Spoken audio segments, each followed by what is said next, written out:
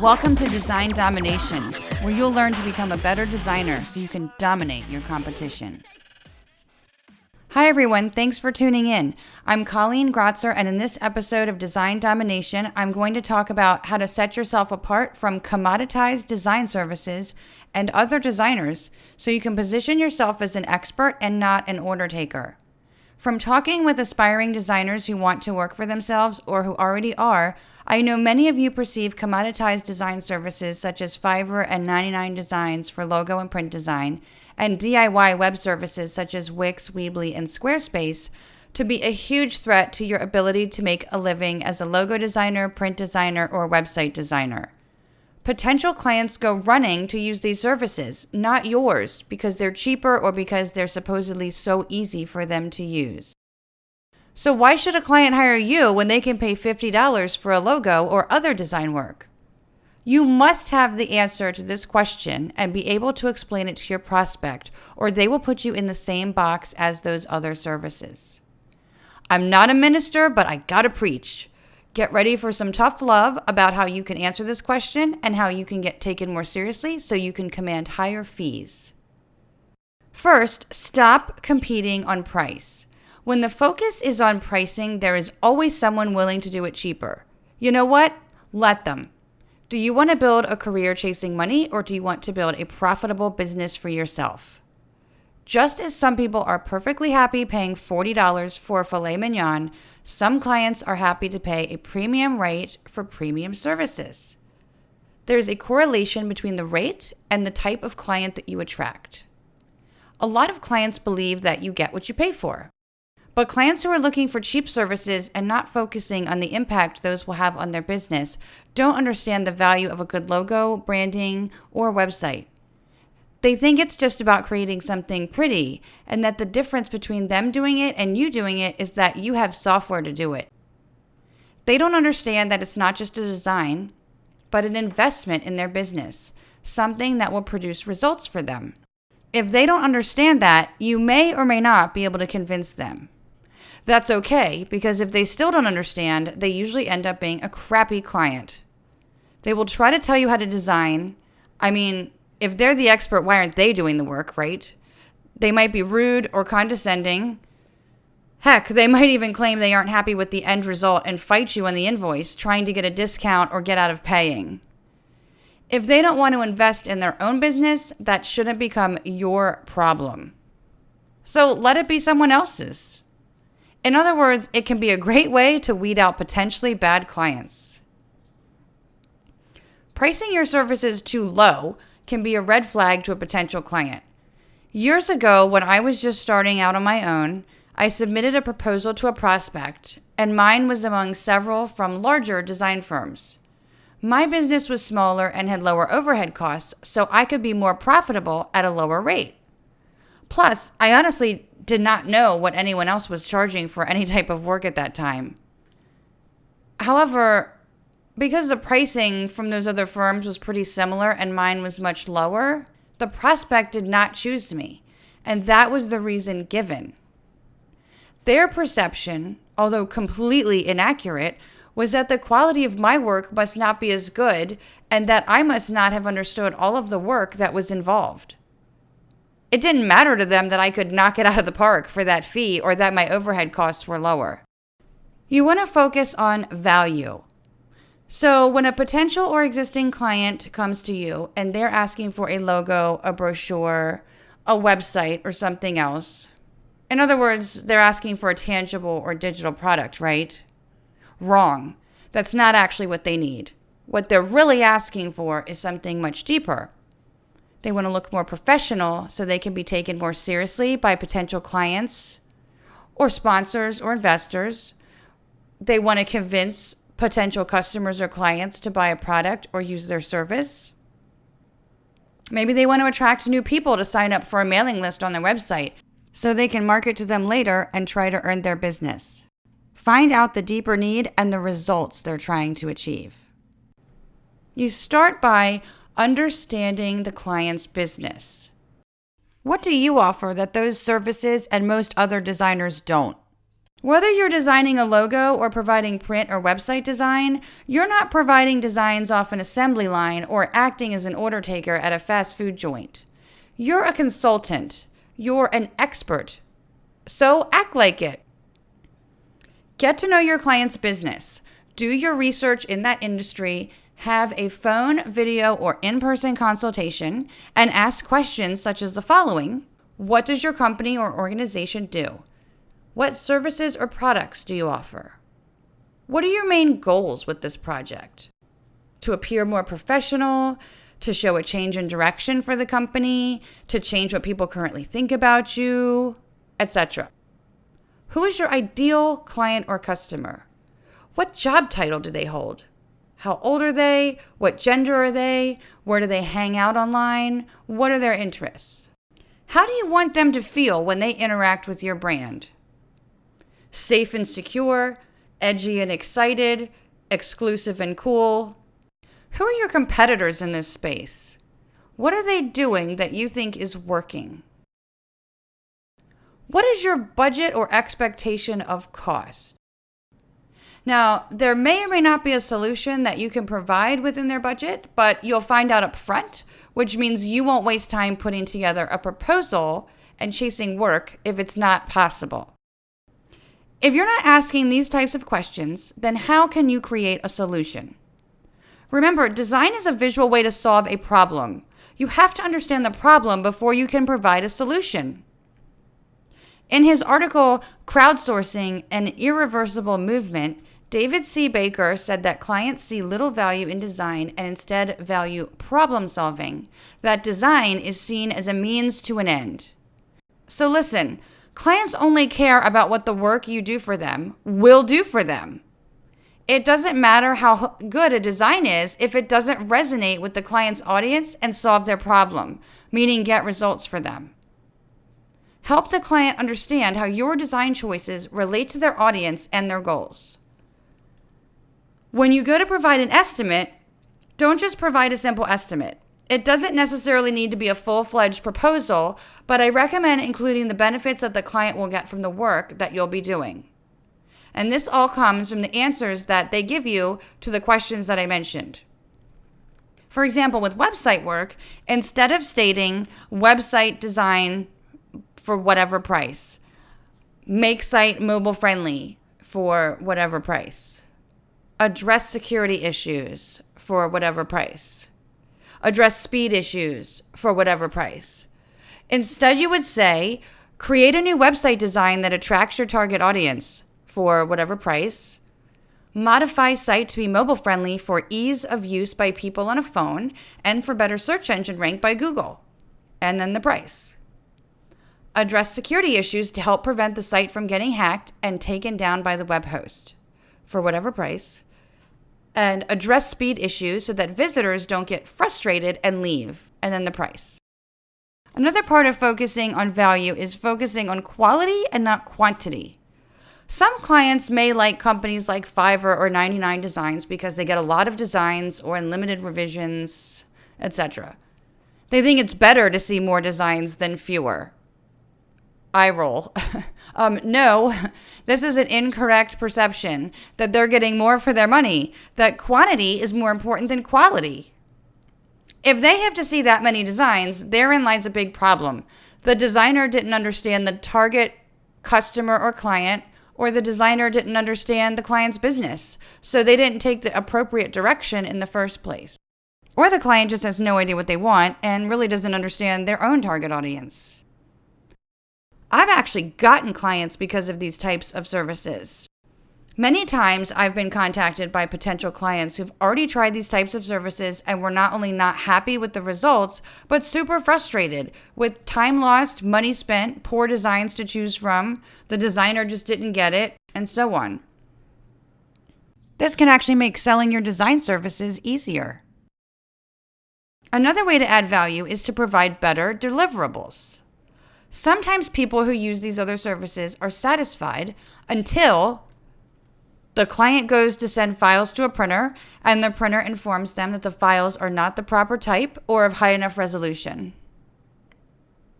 The logo needs to be scaled up or used in one color for an embroidered shirt, but because the designer created the logo in Photoshop and with a lot of special effects, it renders it useless in situations like these.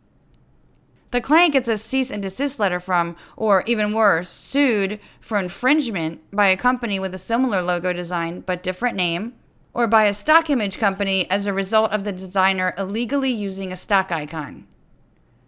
That could mean a license wasn't purchased, or that a license was purchased but the designer wasn't allowed to use it in a logo design. In these cases, the logo ends up costing the client much more money than they initially spent on the logo design, plus quite possibly their reputation. Now, having said that, it's not your job to pay an attorney to do a search to make sure your design work isn't infringing on the rights of another company. The client can do that if they like, but you should do some due diligence and make a good faith effort to not create something in the likeness of someone else's work. And finally, the client could get a shiny new WordPress website from the designer that they have no idea how to use, or maybe it's a Wix website that isn't ranking well with search engines. These are only a few examples of real-life situations where the clients are left to fend for themselves. They have existing needs not being met, or new ones to be addressed, problems to be solved. These are opportunities for you to provide better deliverables. If you already know how to properly provide the deliverables for the type of work, then this is a slam dunk. But if not, then when you create a logo, include a brand guide, even if small, that details a list of the files and when and how to use them, as well as business card and envelope design. Check out episode 2 of my podcast on 10 logo design mistakes to avoid for how to create that brand guide and files and what to include. For an additional fee, add on other deliverables that will add value to the client by helping them achieve their goals. And be sure to explain the benefits of what you're providing. For example, you could provide Word and PowerPoint templates that are already set up with their brand colors and fonts, which saves them time when they go to add their content, and they will appear more professional to their audience. Now, when you design a brochure or publication, consult with the client about how the work will be used. Print only, on a website, a file distributed via email? What do you have to consider as a result? If it's for print, make sure you select an appropriate paper choice based on the thickness of the publication and its shelf life. Understand how ink colors can shift on various paper stocks. Know how to set your file up properly for any folds, and so on. I cover a lot of these details and more in episode 3 of my podcast, Perfect Your Print Process, so I won't go into too much detail here. Now, if it's a digital file for a website, find out if it also needs to be accessible to people with disabilities. That may be a legal requirement for them to adhere to, especially if they're a government or nonprofit organization getting funding from the U.S. government. Accessibility work will be an additional cost if you are not trained in this area and if it's not part of your normal work process, as it will require that the work be done by an accessibility consultant. If the publication has multiple sections, make it easier for the reader to find the information by providing your client with a PDF that is set to open with bookmarks to the various sections. You create the bookmarks in your page layout program or add them later in Acrobat. To do this in InDesign, you would highlight the name of the section to be bookmarked, go to the Bookmarks panel, click in the upper right, and then select New Bookmark. After that, you simply open the document in Acrobat and go to File, Properties, Initial View, and change the navigation tab to Bookmarks, Panel, and Page, and hit Save. When the document is reopened, it will show you those bookmarks as clickable sections that the reader can click on and skip around. If the file will be emailed, then file size will be a consideration unless the client will be including a link in an email as opposed to the file itself. So you want to make sure that that's an optimized file and not, a 20 megabyte print file. When you design a website, Well, with website design, you may ask yourself, what's different about what you can offer versus Wix, Weebly, and Squarespace, even WordPress? Well, a lot. You're providing a customized service. You're learning about the client's needs and providing the actual service, the work. I hear all the time, but anyone can do a Google search and find out how to create a website. Yeah, but what's your point? Some clients may be capable of working in one of those platforms, but that doesn't mean they want to or have the time. It also doesn't make them a designer any more than QuickBooks makes me an accountant. Your service provides expertise, convenience, and time savings for them, and that is worth something. The client needs an expert to help them with a professional design, figure out what content goes where, the best plugins to use to achieve their needs, how to integrate their email newsletter service with their website, how to set up their backups, and so on. Christina Hawkins of Global Specs wrote a fantastic in-depth article about this called Website Builders versus Website Consultants. I recommend you check it out. If the client has an existing website and it's in WordPress, you can even offer a free or paid audit of their website to identify technical issues. With WordPress, the theme, plugins, security, search engine optimization, speed, etc., or non-technical issues such as improper formatting of headings.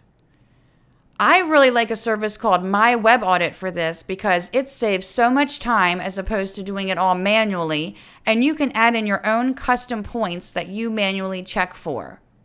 I added in an entire section to our audits about website accessibility so I can demonstrate to a client that their site cannot be properly navigated by blind visitors using screen readers, or visitors who have limited use of their right hand and need to use an assistive device instead of a mouse. Plus, putting up a website does not mean they will come or stay. There is a lot more to do, which may involve search engine optimization, image optimization, security, etc., to make sure the website works as a marketing tool, bringing in new visitors, loading quickly so they don't leave, and staying secure so it doesn't get hacked and taken down by the host. You also want to position yourself as a professional. You want to be seen as an expert, so you've got to show it. Do you want to be the McDonald's of the design industry? That's fine if you choose to do that and can be profitable. Or do you want to be the Spago of the design industry? Each one serves a different client, just as these other services do.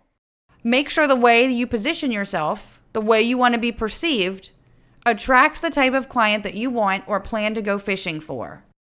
So your title, do you call yourself a freelancer, a freelance designer, something else? There's nothing wrong with being a freelancer, but let's face it, freelancer has evolved to have a negative connotation. In general, people have come to think of a freelancer as being cheaper, providing lower quality services, sleeping until the afternoon, working whenever they want, wearing pajamas. Well, wait, that part is actually true. Why not call yourself a designer and a business owner instead? Your website is part of your positioning and tells a story about you. Often your website is how someone first encounters your business, so make sure it leaves a positive impression.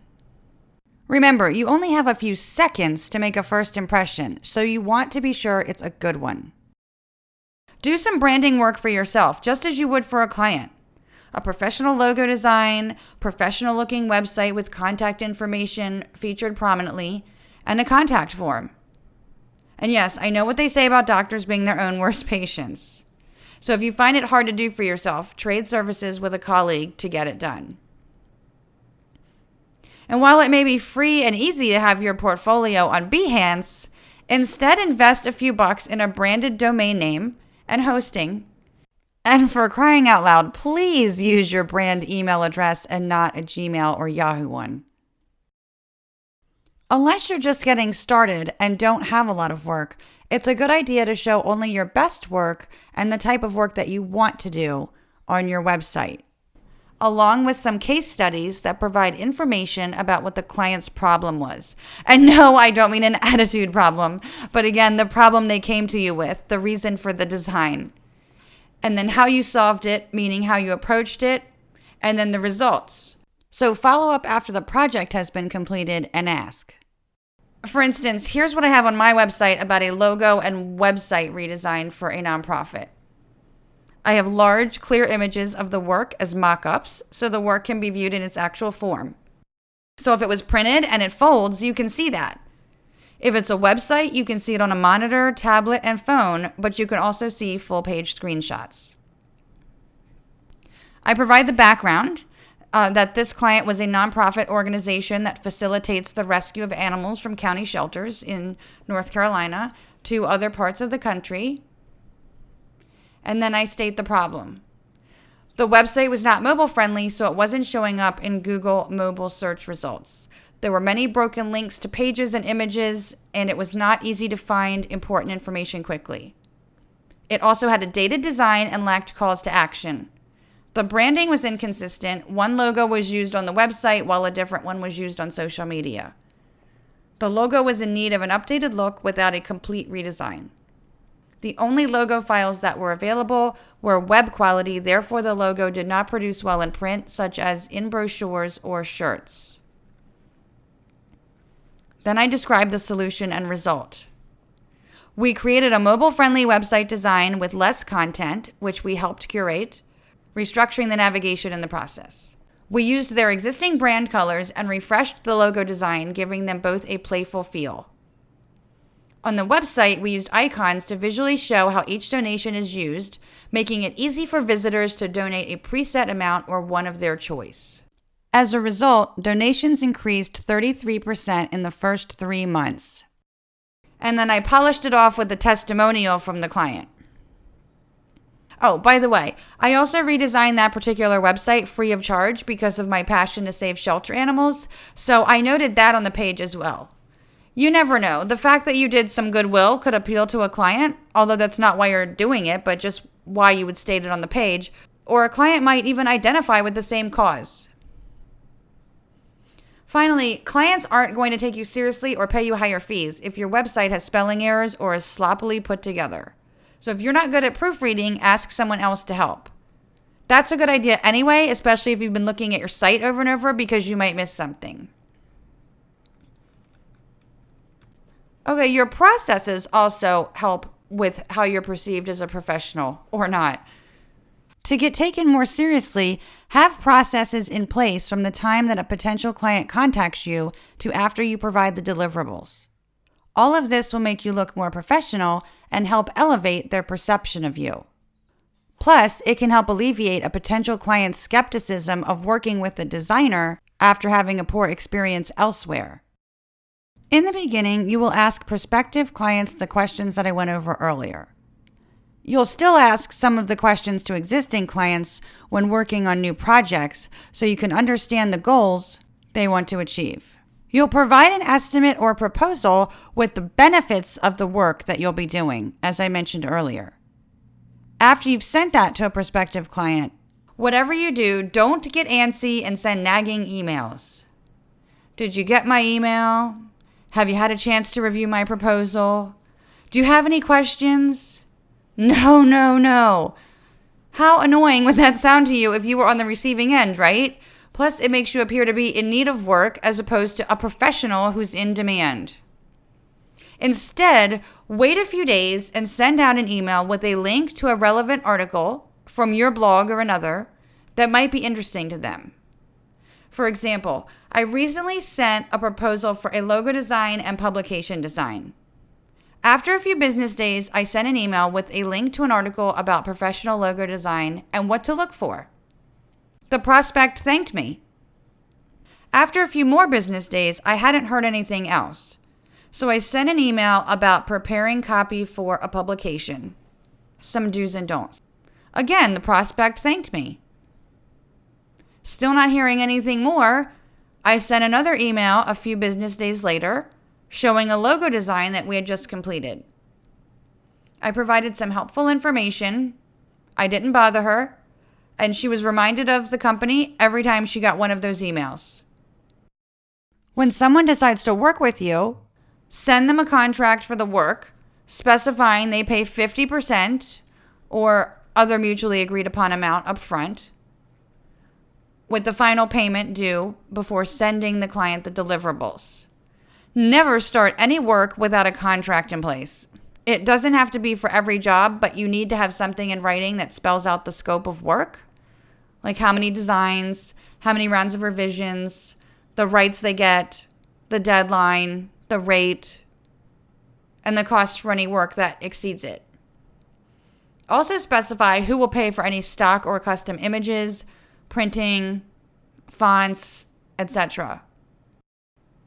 If there will be any rush, overtime, or weekend fees, spell those out too. And if you have a minimum job fee, put that in there too for future reference. Only after getting a signed contract should you start work. Once you have that and the payment, let me rephrase that. When payment clears, let the client know what to expect, what you're going to do next. Present to logo, cover, or homepage designs, for example, from which they'll pick one and give you feedback. Okay, and by what approximate date? And how do you prefer to get feedback? A PDF with sticky notes?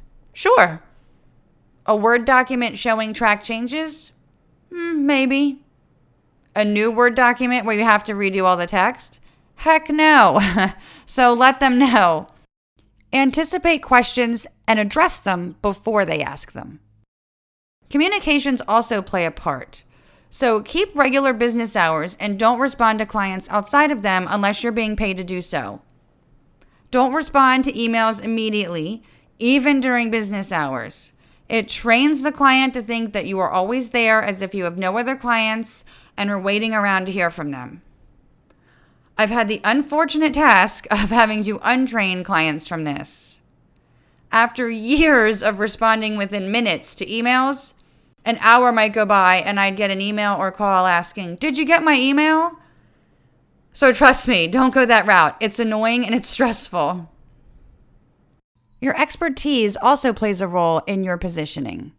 Enhance your skills every chance that you get on an ongoing basis. It helps you become better and more efficient, and that is beneficial to the client. And of course, always check your work. Don't be sloppy. Don't take for granted what you may know that the client doesn't know. For instance, you have connections to good vendors, hosting companies, printers, etc. You know what image formats and sizes to use. You know what makes a good image and where to find images that they can legally use. You know how to properly name web pages and image files for accessibility and better SEO. You know how many characters a good meta description should have. You help the client understand if they need to add more content or if they have too much.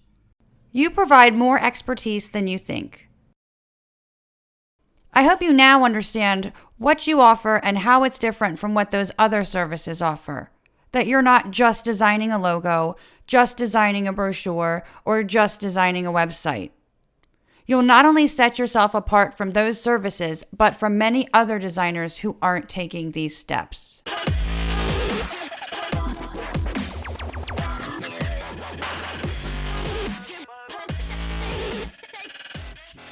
If you found this information helpful, it will help me if you could share it, subscribe, or leave a review.